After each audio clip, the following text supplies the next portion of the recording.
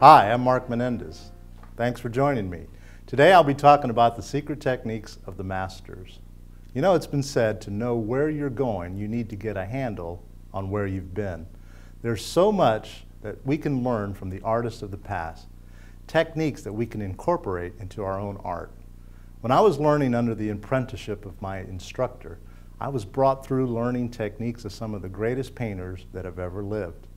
So let's take a journey back in time and revisit some of the pioneers of oil painting.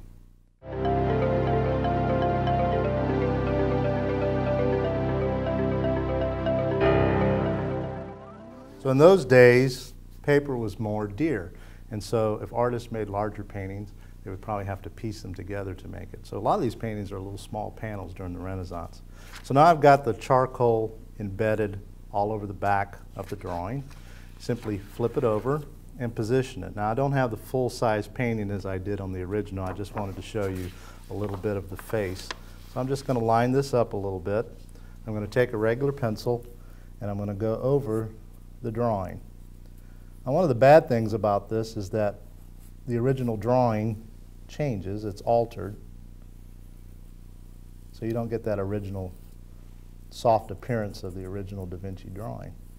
Da Vinci did a lot of drawings. He did notebooks, and those notebooks tell us a lot about how he looked at life and art and light and shadow, science. He was born in 1452 in Vinci, and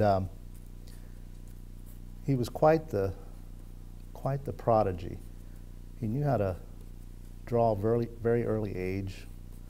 By 1466, he was apprenticed to some of the artists of the time, but the most famous master that he studied under was Verrocchio. Around 1474, Da Vinci actually became a master on his own, and he began painting.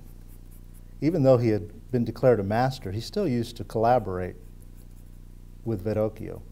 In fact, earlier than that, a painting that Verrocchio had done of the baptism of Christ, Verrocchio asked Da Vinci if he would actually paint an angel in the painting, and it would be a second angel because Verrocchio painted the first one. Amazingly, Da Vinci's angel is far superior to that of his masters. It's amazing what skill that young man had. So at this point, I'm putting in the features.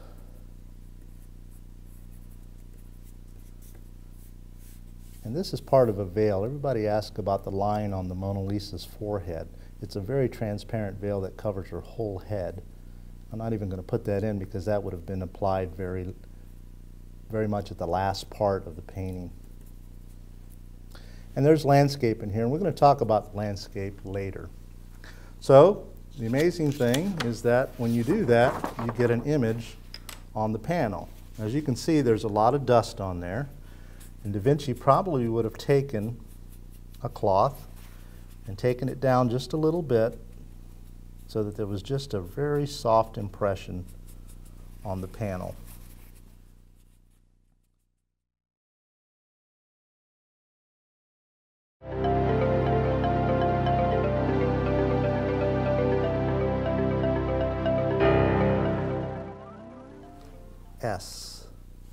S.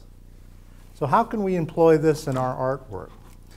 Well, I'm going to have an exercise that I'd like you to try at home. I'd like you to take a painting and go ahead and paint it in your natural way.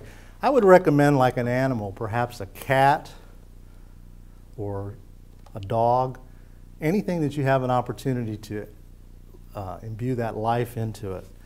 Just like this swan right here, I've gone ahead and painted it in advance.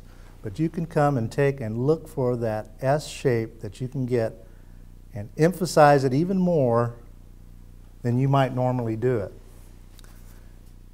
And you will find that you will give your paintings a life and a vitality that they didn't have before.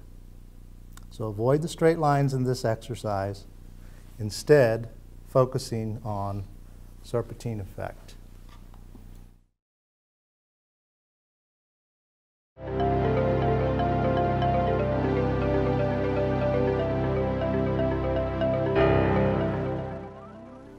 I'd like to share with you now about the painter named Johann Vermeer.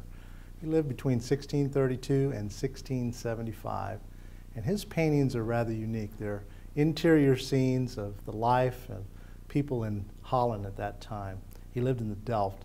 And have you ever feel that your drawing skills are not what they could be? If that's the case, then you really need to listen to this segment, because we're going to talk about what Vermeer did to help with his drawings. Now, with this flat tone and soft modeling, which I want to demonstrate here on this painting, he would paint things in a very flat way. He would blend them only slightly. He would keep edges very soft, but it was done methodically. Nowadays, we have in America, in fact, it's all over the world, something called paint by number. It's where you have actually little tones of paint standing side by side in order to form an image. Now, I'm not going to tell you that Vermeer painted by numbers. That's not the secret technique that I'm sharing here. But his paint was often not as blended as other artists would do. He would just kind of block it in from dark to light and have the actual tone sitting side by side. And this made for a very natural look, but it was helped by some of the images that Vermeer would utilize by using a camera. Now, since he lived in the 1600s, what's he doing with a camera? Film had not even been invented yet. But even long before Vermeer was born, scientists of the day were creating something called the lens. And they were experimenting with different uses for the lens. So actually, there was an instrument called a camera obscura.